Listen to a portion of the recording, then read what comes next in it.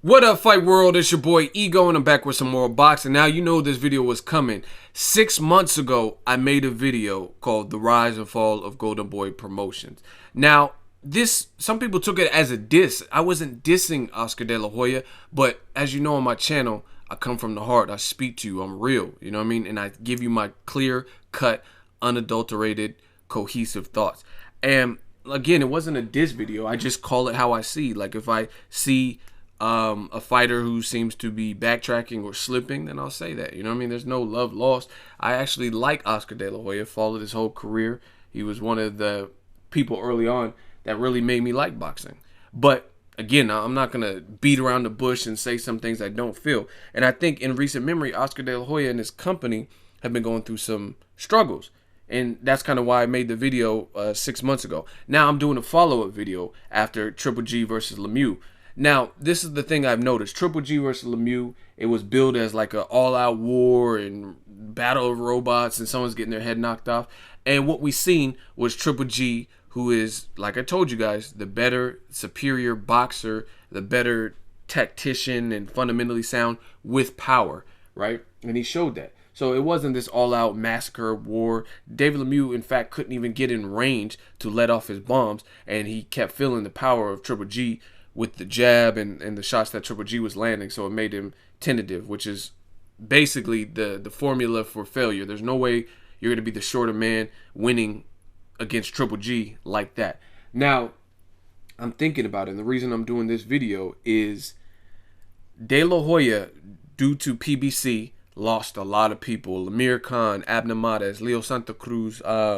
He was working with Mayweather, doing Mayweather fights.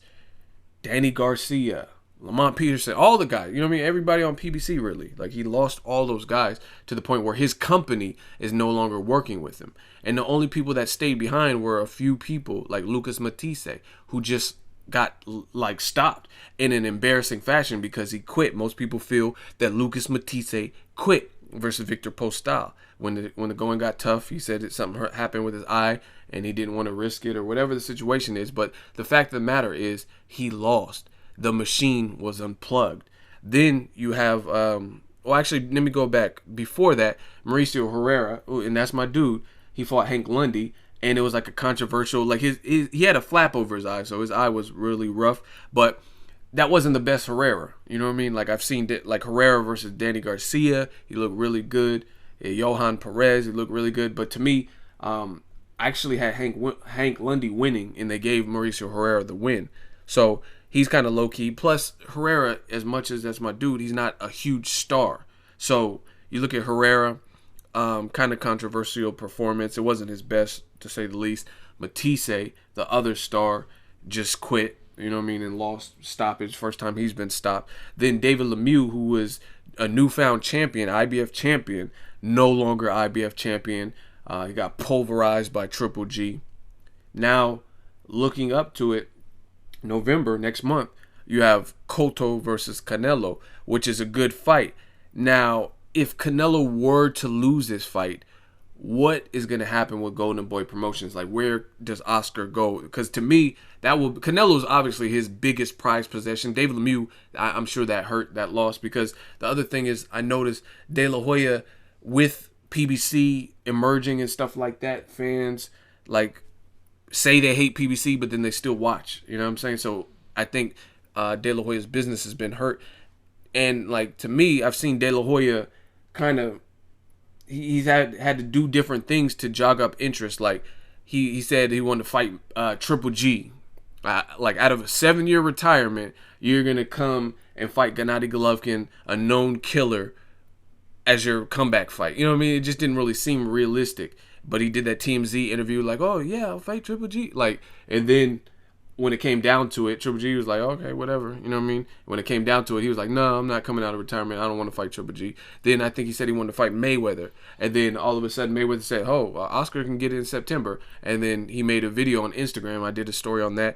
And Oscar De La Hoya was like, no, listen, I'm not fighting. He's like, I'm retired. I'm happy.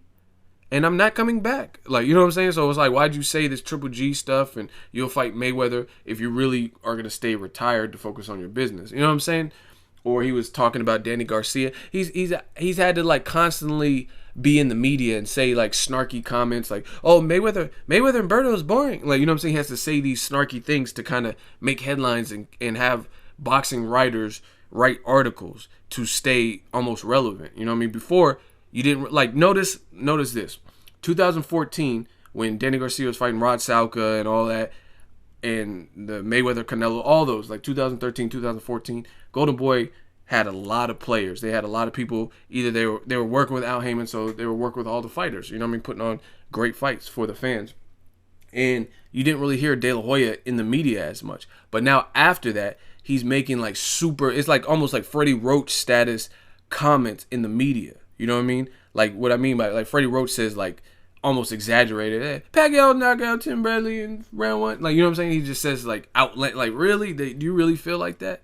You know what I'm saying? And that's kind of what De La Hoya's been. He's been putting cherries on Danny Garcia's pictures or saying this and that, saying David Lemieux going to knock out Triple G. Like, that's a bold claim. He's going to knock him out in 3 rounds and stuff, some of the stuff. So I think De La Hoya's in a bit of a stressful position right now with his company, just because, I mean, his stable is getting ran through. Like, the stars, he does have other people on Golden Boy. Don't, like, they do the little fights in LA, the LA Knights or whatever fights, but I'm talking about massive stars, because realistically, I know boxing, you know what I mean? I know a lot of boxers, I know trainers, stuff like that. Boxing is a brutal sport, and a lot of the lower level guys, like, I know, like, a lot of them, some of them have other jobs, you know what I'm saying? You're not really making your ends like Adrian Broner or whatever. You're not getting those types of salaries if you're on that lower tier.